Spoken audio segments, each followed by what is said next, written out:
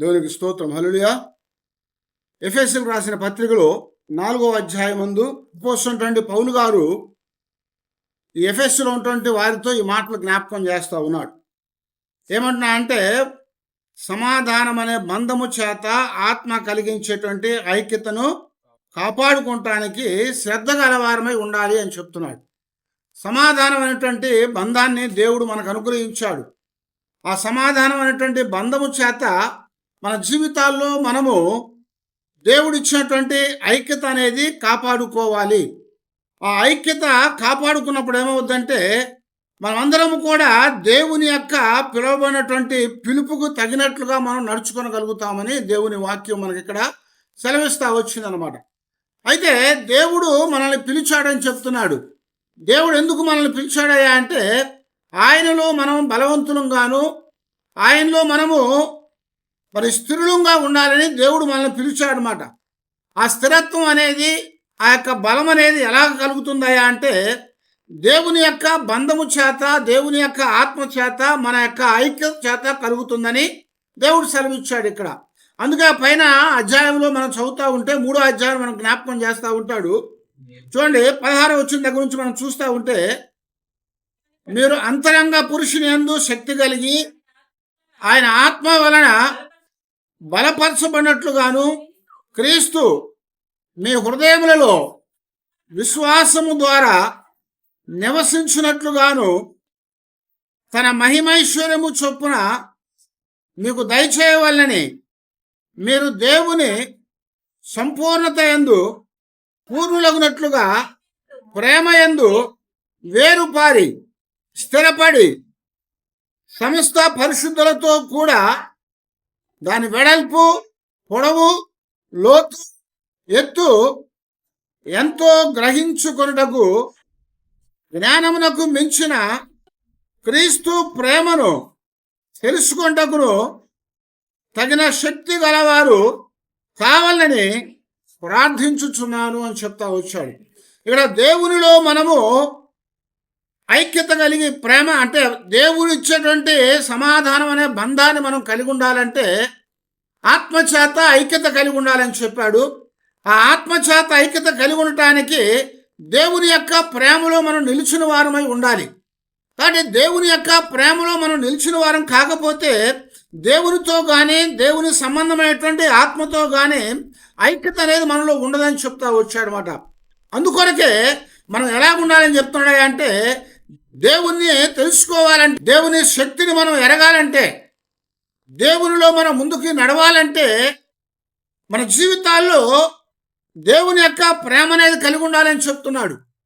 దేవుని ప్రేమ లేకపోతే దేవుణ్ణి మనం ఎరగలేము, దేవుని శక్తిని మనం ఎరగలేము, దేవునితో కలిసి మనం జీవించలేమని జ్ఞాపకం చేశాడు.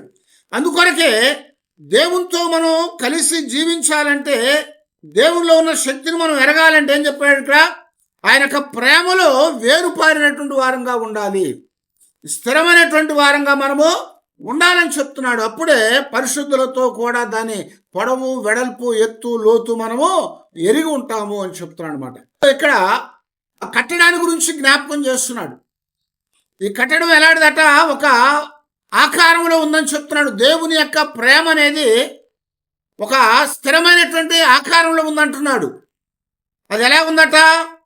పొడవుగా, వెడల్పుగా, లోతుగా, ఎత్తుగా ఉందని చెప్తున్నాడు. వాటిలో మనము వేరుపారిన వారముగా ఉండాలి. అందులో మనం వేరుపారినటువంటి వారంగా ఉన్నప్పుడు దేవుని సమాధానముతో ఆత్మ కలిగించే ఐక్యతను మనం కలిగి ఉండగలుగుతాము. అది లేకపోతే ఏమవుతాయి అంటే, మనలో ఐక్యత లేకపోతే విచ్ఛిన్నం అవుతూ ఉంటుంది. విచ్ఛిన్నం అంటే ఏంటి? విడిపోవటం. విచ్ఛిన్నం అంటే విడిపోవటం అనమాట. ఆ విడిపోవటం అనేది ఎలా కలుగుతుందా అంటే, సాతాను కలిగించేదిగా ఉంటుంది. కారణం ఏంటంటే, సాతాన్ అనేవాడు యోహాను సువార్తలో యేసు ప్రభువు చెప్పినట్టుగా 10వ అధ్యాయం ముందు వాడు దేనికి వస్తాడా అంటే, దొంగతనం చేయటానికి, వాడు నరహత్య చేయటానికి, దోచుకోవటానికి, మనల్ని పాడు చేయడానికి వస్తాడని చెప్తున్నాడు. కాబట్టి వాడు వచ్చినప్పుడు ఏమవుద్దాయంటే, మనలో ఉన్న దేవుని యొక్క ప్రేమను వాడు దొంగిలించేవాడుగా ఉంటాడు. మనలో ఉన్నటువంటి ప్రేమ దొంగిలించబడినప్పుడు దేవుని ప్రేమ అప్పుడు ఏమవుతున్నాయా అంటే మన జీవితాల్లో ఐక్యత అనేది పోగొట్టుకుంటాం. ఐక్యత పోతుంది. అందుకనే మరి దేవుని వాక్యంలో కీర్తన గ్రంథంలో 133వ కీర్తనలో అక్కడ సహోదరులు ఐక్యత కలిగి జీవించుట ఎంత మేలు, ఎంత మనోహరం అని చెప్తా వచ్చాడు. ఐక్యత కలిగి జీవించడం అనేది ఎంతో మేలుకరమైంది, అది ఎంతో మనోహరమైందట.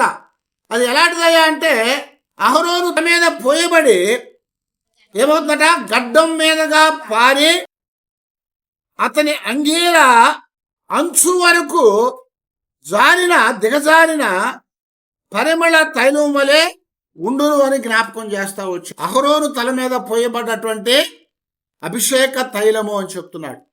ఆ అభిషేక తైలం అట అహరోను తల మీద ఎందుకు పోయబడింది? దేవుడు అహరోనుని ఏర్పరచుకున్నాడు. దేని కొరకు?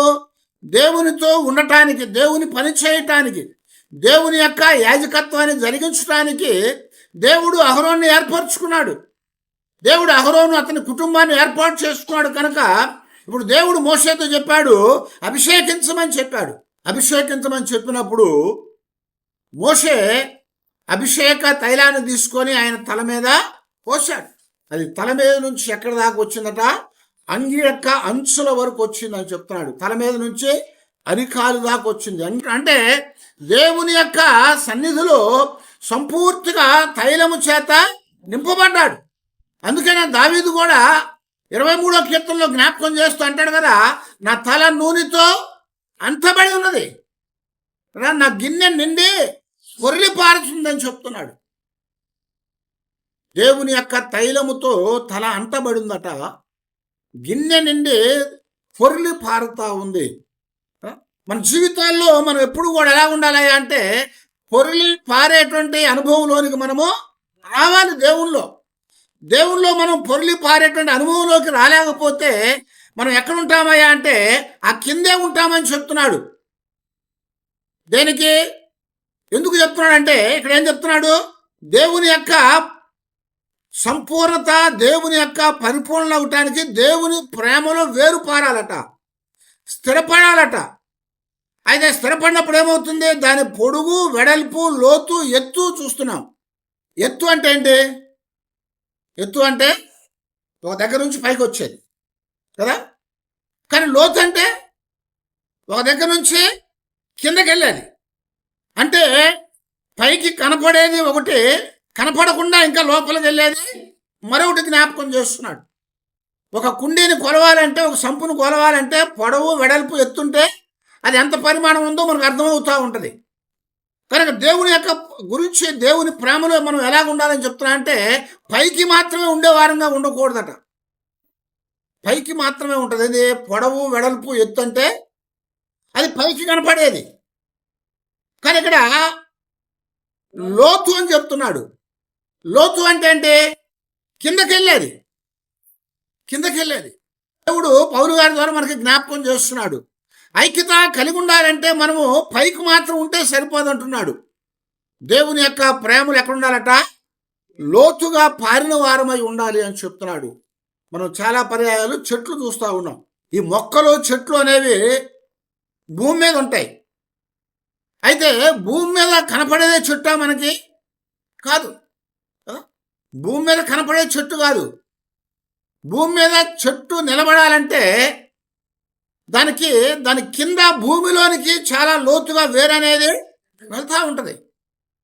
ఆ వేరు ఎంత లోపలికి వెళ్తే అంత బలంగా చెట్టు ఉంటుంది. ఎంత గాలి వచ్చినా కానీ, ఏది వచ్చినా కానీ దాన్ని ఏమి చేయలేదన్నమాట. ఏమి చేయలేదు.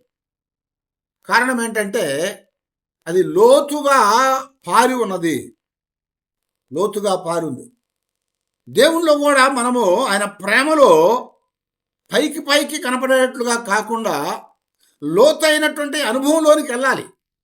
ఆ లోతైన అనుభవంలోకి మనం వెళ్ళినప్పుడు ఏమవుతాయా అంటే దేవుళ్ళలో నుంచి ఏది కూడా మనం కదించడు. అందుకనే పౌలు గారు రోమీయులకు రాసిన పత్రికలో జ్ఞాపకం చేస్తూ ఉంటాడు, ఇదిగో దేవుని ప్రేమలో నుంచి మనల్ని ఎడబాపేది ఏది కూడా లేదు అని చెప్తున్నాడు. అది కరువైనా సరే, ఖడ్గమైనా సరే, ఎలాంటి శ్రమ పోరాటమైనా సరే దేవుని యొక్క ప్రేమలో నుంచి మనల్ని అది వేరు చేయలేదు అని ఇక్కడ మనకి ఆయన చెప్తా వచ్చాడు. రోమపత్రిక 8:35 చూడండి. క్రీస్తు ప్రేమలో నుంచి మనల్ని ఏది కూడా ఎడబాపలేదని చెప్తున్నాడు. ఎడబాపటం అంటే ఏంటి? బయటికి నెట్టేయటం కదా. ఎడబాపటం అంటే దగ్గర ఉండకుండా చేయటం. ఇక్కడ దేవుని యొక్క ప్రేమలో నుంచి మనల్ని ఏది కూడా ఎడబాపలేదట. ఎందుకనంటే దేవునిలో మనం వేరుపారున్నాం కనుక, ఆయన ప్రేమలో మనం వేరుపారున్నాం కనుక మన జీవితాల్లో దేవునిలో నుంచి మనల్ని ఏది కూడా ఎడబాపలేదు. యేసు ప్రభు వారి యొక్క శిష్యులు ఉన్నారు 12 మంది. 12 మందిలో ఒకడు ఇస్కరియోతు యూదా ముందే పోయాడు. వాడు పోయిన తర్వాత మిగిలినటువంటి వారు 11 మంది కాక మరొకరిని ఎన్నుకున్నారు. ఇప్పుడు 12 మంది అయ్యారు మళ్ళా. అయితే వారి జీవితాలను మనం గమనించినట్లయితే, ఆ జీవిత చరిత్ర మనం చూస్తూ ఉన్నట్లయితే వారు శ్రమించబడ్డారు, శ్రమ పెట్టబడ్డారు, వాళ్ళు బాధ పెట్టబడ్డారు. ఏ శిష్యుడి యొక్క జీవితం కూడా సాఫీగా లేదు. శిష్యులందరిలో యోహాను గారు ఒక్కడు మాత్రమే వృద్ధాప్యంలో చచ్చిపోయాడు. యోహాను గారు ఒక్కరు తప్ప మిగిలిన వారందరూ కూడా చంపబడ్డారు. పేతురు ఏం చేయబడ్డాడు? తలకిందులుగా సిలువేయబడ్డాడు కదా. బర్తులం ఏం చేయబడ్డాడు? ఆయన కూడా తలకిందులుగా సిలువేయబడ్డాడు. తోమా ఏం చేయబడ్డాడు?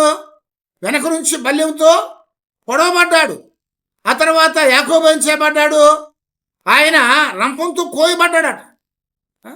ఇలాగ శిష్యుల యొక్క ఆ 12 మంది శిష్యులు, ఒకడు యోహాను గారు తప్పించి మిగిలిన 11 మంది శిష్యులు కూడా చంపబడ్డారు. వాళ్ళందరూ కూడా భయంకరమైన మరణాన్ని తెచ్చుకున్నారు.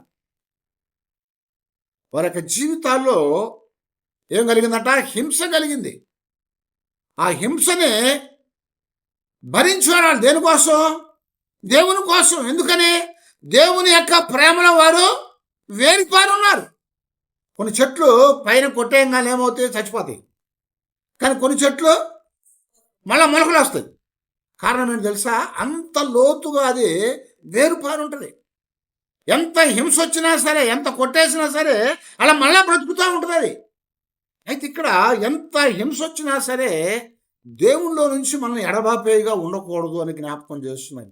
శిష్యుల జీవితాల్లో ఆ శ్రమను భరించారు, హింసను భరించారు, బాధను భరించారు, చివరికి కరువును కూడా భరించారు. మిషనరీలు వాళ్ళ జీవితాల చరిత్రను ఒకసారి మీరు చదివితే ఎప్పుడన్నా కానీ వాళ్ళ జీవితాల్లో శ్రమలు పడ్డారు, కరువులు వచ్చినాయి. ఆ కరువులు తట్టుకొని, ఆకలిని తట్టుకొని, ఆ కరువు అంతట్లో కూడా దేవునిలో వేరుపారున్నారు కనుక దేవునిలోంచి వెళ్ళిపోలేదు. దేవునిలోంచి వెళ్ళిపోలేదు. పౌలు గారికి ఏమొచ్చింది? వస్త్రహీనత వచ్చింది కదా. వస్త్రహీనత వచ్చింది, ఉపద్రవం వచ్చింది, ఖడ్గం వచ్చింది. కొరింథీ 2వ పత్రికలో 12వ అధ్యాయం చదవండి. ఆయన పొందిన శ్రమలు ఉంటాయి. నేను ఒకటి తక్కువ 40 దెబ్బలు ముమ్మారు పొందానని చెప్తాడు. ఒకటి తక్కువ 40 దెబ్బలు 3 సార్లు పొందాడట. బెత్తాలతో కొట్టబడ్డాడంట, రాళ్ల చేత కొట్టబడ్డాడంట, వస్త్రహీనుడుగా చేయబడ్డాడంట, సముద్రంలో పడిపోయాడు, ఓడలు బద్దలైపోయి సముద్రంలో ఉండిపోయాడట, నీళ్ళల్లో తిండి లేకుండా ఉన్నాడట.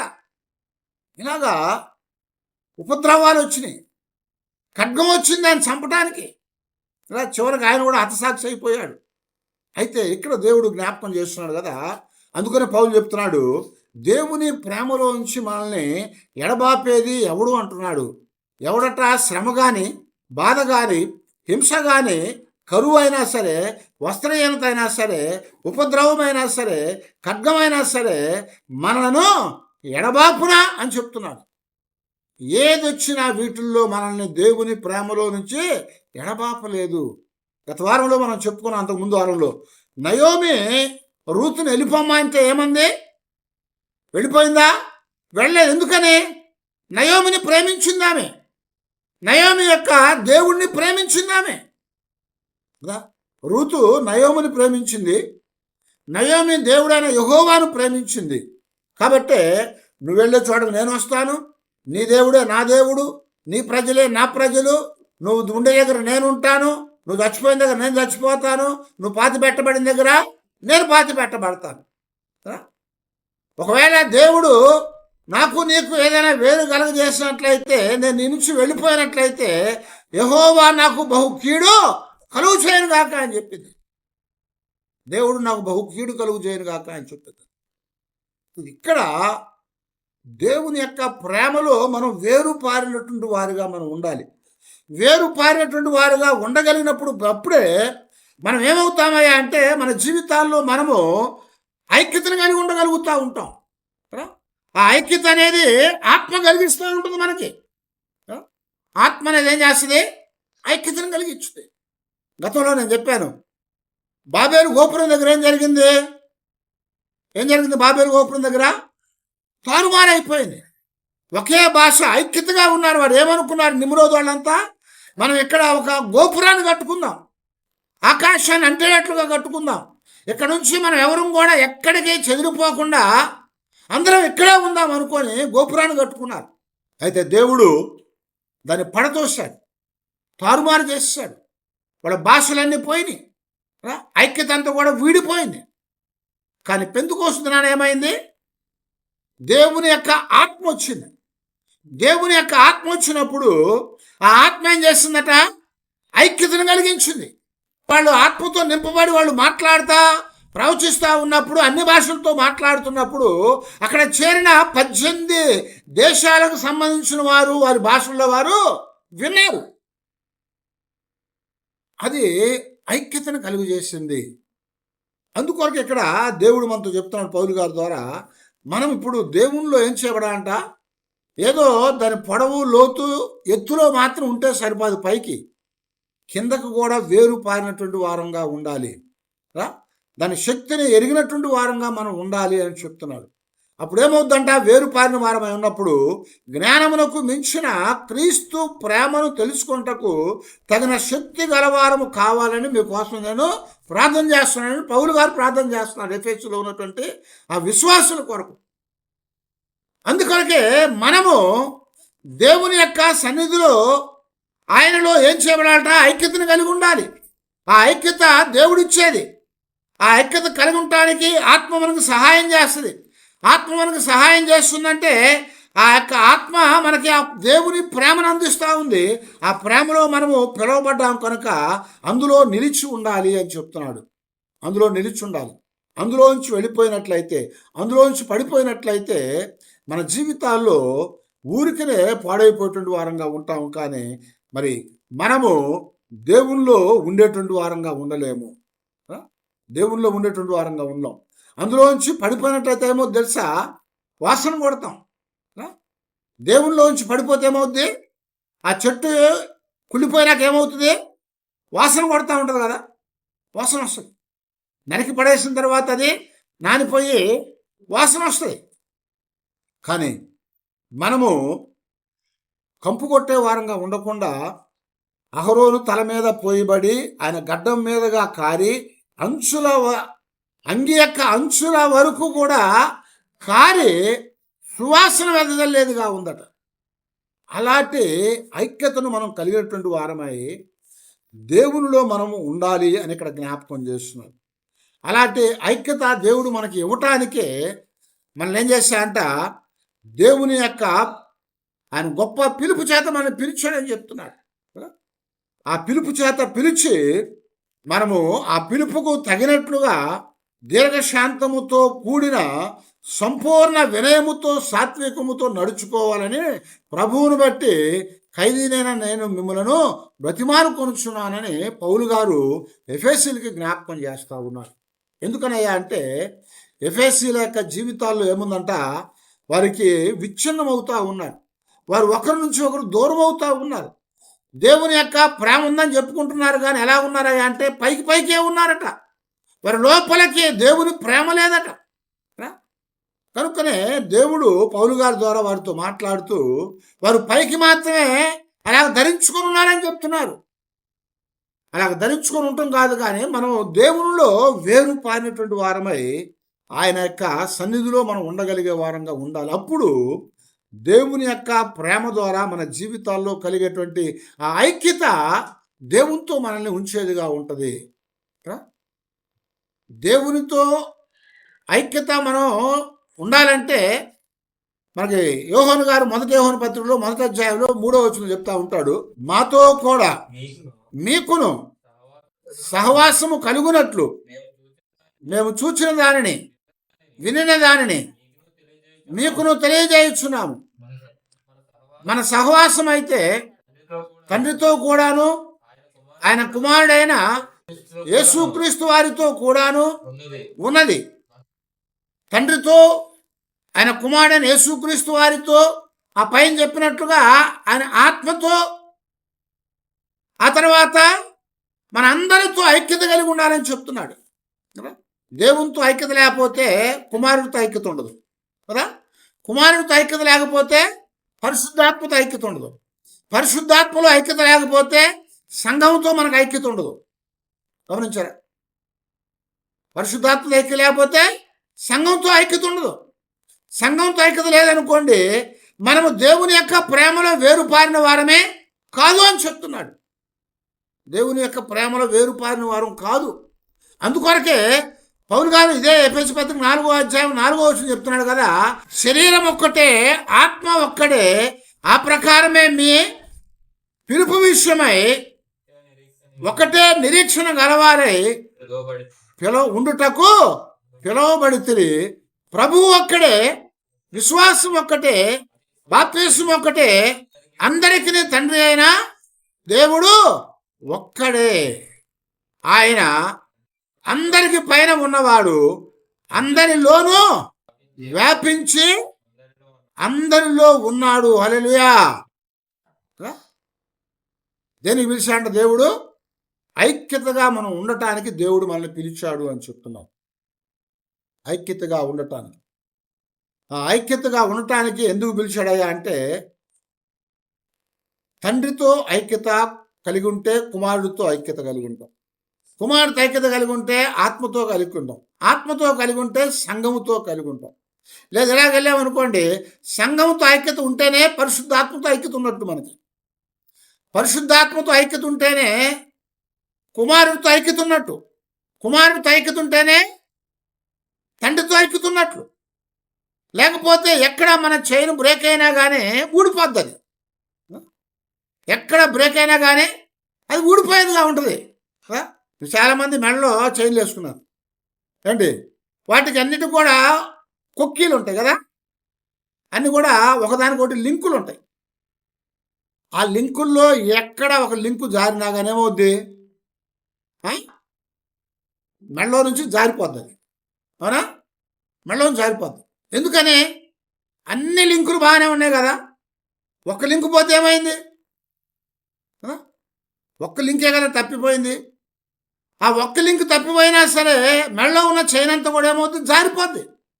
అలాగే దేవుడు చెప్పినట్లుగా దేవునితో, కుమారుడితో, పరిశుద్ధాత్మతో, సంఘముతో ఐక్యత మనం కలిగి ఉండాలి. ఎందుకంటే శరీరం ఒక్కటే, ఆత్మ ఒక్కటే, దేవుడు ఒక్కడే. ఆ ప్రకారమే దేవుని యొక్క పిలుపు ఒక్కటే, ఆ పిలుపుకు తగినటువంటి నిరీక్షణ ఒక్కటే. ఆ నిరీక్షణ కొరకు మనం పిలువబడ్డాం కాబట్టి మనం అందరము కూడా ఇప్పుడు దేవునిలో నిలిచి ఉండాలి అని జ్ఞాపకం చేస్తున్నాడు. దేవునిలో మనము నిలిచి ఉండాలి. కనుకనే ఇక్కడ దేవుడు చెప్పినట్టు పౌలు గారి ద్వారా, మీరు సమాధానమును బంధము చేత ఆత్మ కలిగించు ఐక్యతను కాపాడుకొనుట యందు శ్రద్ధ గలవారై ఉండాలి. ఎలా ఉండాలట? శ్రద్ధ గలవారై ఉండాలి. శ్రద్ధ కలిగి ఉండాలి. ఎందుకంటే మెడలో చైన్ వేసుకున్న తర్వాత పద్దాలు చూసుకుంటూ ఉంటాం. దొంగోడు చూస్తూ ఉంటాడు, వెనకాలకు వచ్చి మెల్లగా లింక్ ఒకటి తప్పించేస్తాడు. అది జారిపోద్ది, కింద పడిపోద్ది, వాళ్ళు లాగేసుకుంటాడు. అలాగే దుష్టుడు అయినటువంటి సాతాను కూడా మనల్ని చూస్తూ ఉంటాడు. మనం చూస్తూ ఉన్నప్పుడు ప్రభు చెప్పినాడు, వాడు ఎందుకు వచ్చాట? దొంగతనం చేయటానికి, నరహత్య చేయటానికి, దోచుకోవటానికి.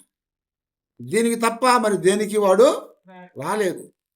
అందుకొరకే మనం జాగ్రత్తగా గమనించుకొని మరి సమాధానం అనే బంధము చేత ఆత్మ కలిగించే ఐక్యతను కాపాడుకోవటానికి మనం శ్రద్ధ కలిగినటువంటి వారమై ప్రేమతో ఒకరి ఎడల ఒకరు సహించుకుంటా మనము పిలువబడ్డటువంటి ఆ పిలుపుకు తగినట్లుగా మనము దేవునిలో ఉండాలి అని చెప్తున్నారు. ఆ దేవునిలో ఉన్నప్పుడు అందులో దేవునిలో మనం నిజంగా వేరుపారినట్లయితే మన జీవితాల్లో ఏది కూడా ఆయనలో నుంచి మనల్ని దూరము చేయలేదు. ఏది దూరం చేయలేదు. ఒకవేళ మనము దేవుని యొక్క సన్నిధిలో నుంచి మనం వేరైపోయామంటే మనలో ఏదైనా సరే శ్రమ కానీ, బాధ కానీ, కరువు కానీ, ఖడ్గము కానీ, మరి కష్టము కానీ, ఉపద్రవం కానీ, వస్త్రహీనత కానీ ఏదైనా మనల్ని దూరం చేసిందంటే మనం వేరు పారలేదని. అప్పుడప్పుడు వేసిన నాటు ఉందనుకోండి, మీరు చేను ఊడుస్తారు కదా, ఇవాళ చేను ఊడ్చి వచ్చారనుకోండి, రేపో ఎల్లుండో ఒక వరద వచ్చింది, ఏమవుద్ది? వాన వచ్చింది బాగా, పొలాలు నిండిపోయిన ఏమవుద్ది? అదంతా కూడా పైకి లేచి అలాగ నీళ్ళలో కొట్టుకుని వెళ్ళిపోద్ది కదా. అదే వర్షము నాటిన తర్వాత ఒక నెల తర్వాత వచ్చింది అనుకోండి, ఏమవుద్ది? ఈ నెలలో ఆ నాటినటువంటి చిన్న మొక్క ఏమవుద్ది? లోపలికి వేర్లు భూమిలోకి వేరు దన్నుద్ది. ఆ భూమిలోకి వేరు దన్నుతుంది కాబట్టి ఆ వచ్చిన వర్షం, ఎంత వర్షం వచ్చినా, వరద వచ్చినా అది దాన్ని కొట్టుకొని తీసుకొని వెళ్ళిపోలేదు కదా. ముందేమైంది? నాటినప్పుడు కొట్టుకొని వెళ్ళిపోద్ది, ఎందుకంటే వేరు పారలేదు. ఇప్పుడు వేరు పారింది కనుక ఏ వర్షం వచ్చినా సరే, ఉపద్రవం వచ్చినా సరే ఆ మొక్కని నెట్టుకొని వెళ్ళదు. అలాగా మన జీవితాల్లో మనము దేవునిలో వేరు పారిన వారమై దేవుడు పిలిచినటువంటి పిలుపుకు తగినట్లుగా మనం జీవించాలి అని జ్ఞాపకం చేస్తున్నాడు. అలా జీవించలేకపోతే మన జీవితం అనేది వ్యర్థమైపోతుంది. దేవుని పిలుపు అనేది వ్యర్థమైపోతుంది. దేవుడు మన కోసం చూపించినటువంటి ఆయన ప్రేమ అనేది వ్యర్థమైపోతుంది. కనుక మనము వ్యర్థులమై అన్నిటినీ వ్యర్థం చేయకుండా దేవుని యొక్క సన్నిధిలో మనము దేవునితో, ఆయన కుమారుడు యేసుక్రీస్తు వారితో, పరిశుద్ధాత్మతో, అలాగే సంఘముతో మనము ఐక్యత కలిగినటువంటి వారమై దేవుని ద్వారా మనం బలపరచబడాలి అని చెప్తున్నాము. అలా లేకపోతే మన జీవితాల్లో గొప్ప నష్టం తెచ్చుకుంటాం. ఆ నష్టాన్ని మనం తెచ్చుకోకుండా మనం దేవుని మహింపరిచేటట్లుగా, దేవుని ఘనపరిచేటట్లుగా, దేవుడు మనల్ని పిలిచిన పిలుపుకు తగిన బహుమానం పొందాలి. దేవుడు ఎందుకు పిలిచాడు మనల్ని? ఎందుకు పిలిచాడు? బహుమానం ఇవ్వటానికి పిలిచాడు. దేవుడు బహుమానాలు ఇవ్వటానికే పిలిచాడు మనల్ని. ఆ పిలుపు తగినటువంటిదిగా ఉన్నట్లయితే దేవుడు ఒక రోజున బహుమానం ఇస్తాడు. అందుకని పౌలు ఏమన్నాడు? ఆ పరుగు కడముట్టించాను కాబట్టి నీతి కిరీటము నా కొరకు దాచబడింది. నీతి కిరీటం నా కొరకు దాచబడింది. ఆ బహుమానం నా కొరకు దాచబడింది కాబట్టి నేను ధైర్యంగా వెళ్ళి తీసుకుంటానని చెప్తున్నాడు. అలాగా అనేకమైన బహుమానాలు ఇవ్వటానికి దేవుడు మనల్ని పిలిచాడు. ఒక్కొక్కరు ఒక్కొక్క బహుమానం రావచ్చు, ఒక్కొక్కరికి ఒక్కొక్క కిరీటం రావచ్చు. ఈ ఒలింపిక్స్ జరిగినప్పుడు కొన్ని దేశాలకి కుప్పలు తప్పలుగా వస్తాయి కదా. అమెరికా ఒకటి, జపాన్ ఒకటి, చైనా ఒకటి, కొరియా ఒకటి. ఈ దేశాలు చూస్తూ ఉంటే 30-40 బంగారు పథకాలు వస్తాయి అండి. ఆ తర్వాత 70, 80, 100 ఇవి వస్తాయి. ఏ వెండి పథకాలు వస్తాయి. 100 పైన రాగి కౌన్సిల్ అంటారు, 3వ ప్రైజ్ అవి వస్తాయి. చాలాసార్లు చెప్తూ ఉంటారు, మన మానవులు అంటే పీతలు లాంటి వాళ్ళు. ఒక డబ్బాలో పీతలు పెట్టాడు పట్టుకొచ్చి, రేపు వండుకుందామని వాడు మూత పెట్టాడు. ఈ పీతలన్నీ కలిసి ఏం చేశాడంట? పైకి వచ్చింది. పైకి వచ్చేలాక అన్నీ కలిసి నెట్టలేక ఏమైంది? ఆ డబ్బా మీద ఉన్న మూత పక్కకి వెళ్ళిపోయింది. ఈ లోపల ఒక పీత పైదాకా వచ్చిన పీత బయటకు వెళ్దాం అనుకున్న ఒక రెండో పీత కింద నుంచి ఏం చేసిందో తన కాలు బట్టి లోపల లాగిందమ్మ. ఎందుకు? మేమందరం లోపల నువ్వు వెళ్ళిపోతావా అని. అలాగా ఒక పీత పైకి వచ్చి వెళ్దాం అనుకుంటే దాన్ని ఇంకో పీత లాగుతూ ఉంది. చివరికి ఉదయానికి వచ్చేలాకే అయ్యో డబ్బా మూత పోయింది, అన్నీ వెళ్ళిపోయినాం అనుకున్నాడు వాడు. తీరా వచ్చి చూసేలాకే అన్నీ కూడా అక్కడే ఉన్నాయి, ఒకదాని ఒకటి కిందకి లాగుతూ ఉన్నాయట. అలాంటి వాళ్ళు మనోళ్ళు. అయితే ఇక్కడ దేవునిలో ఐక్యత కలిగి దేవుడు మనల్ని పిలిచినటువంటి ఆ పిలుపుకి తగినటువంటి బహుమానం మనం పొంది దేవుని మహింపరిచే వారంగా మనం ఉండాలని దేవుడు మనల్ని కోరుకుంటున్నాడు. అలాగా దేవుని మహింపరచడానికి దేవుడు మనల్ని పిలిచాడు, ఆయన ప్రేమనిచ్చాడు. ఆ ప్రేమలో మనల్ని నాటాడు. అందులో వేరుపారిన వారమై మన జీవితాల్లో దేవుని యొక్క సాక్షులుగా మనం జీవించాలని దేవుడు మనల్ని కోరుకుంటున్నాడు. అలాగా జీవించడానికి, దేవుని మహింపరచడానికి మనమందరం కూడా మరి అహరోను తల మీద పోయబడి గడ్డం మీదగా కారి అంగి యొక్క అంచుల వరకు కారినటువంటి ఆ పరిమళ తైల సువాసనని వెదజల్లేట్లుగా మనం ఉండాలని దేవుడు మనల్ని కోరుకుంటా ఉన్నాడు. కనుక అలాంటి కృప దేవుడు మనకి ఇచ్చేటట్లుగా దేవుని యొక్క పాదాల దగ్గర మనం ప్రార్థన చేసుకున్నాం. అందరం కూడా తడ వచ్చి, దేవా నువ్వు మమ్మల్ని పిలిచావు, మీరు పిలిచిన పిలుపుకు తగినట్లుగా మేము నడుచుకోవటానికి, మీ పిలుపుకు మీరు ఇచ్చే బహుమానాన్ని మేము పొందటానికి, నువ్వు మాకు చూపినటువంటి ప్రేమ, మా కొరకు చేసినటువంటి ఆ త్యాగాల్లో మేము నిలిచి ఉండటానికి, అందులో వేరుపారి జీవించేటువంటి భాగ్యాన్ని మాకు దయచేయండి ప్రభువా అని, ఆ యొక్క ప్రేమలో నిలిచి ఉన్నటువంటి శక్తిని మాకు అనుగ్రహించండి ప్రభువా అని దేవుని దగ్గర ప్రార్థన చేసుకుందాం. అందరు తల వంచి ప్రార్థన చేసుకుందాం.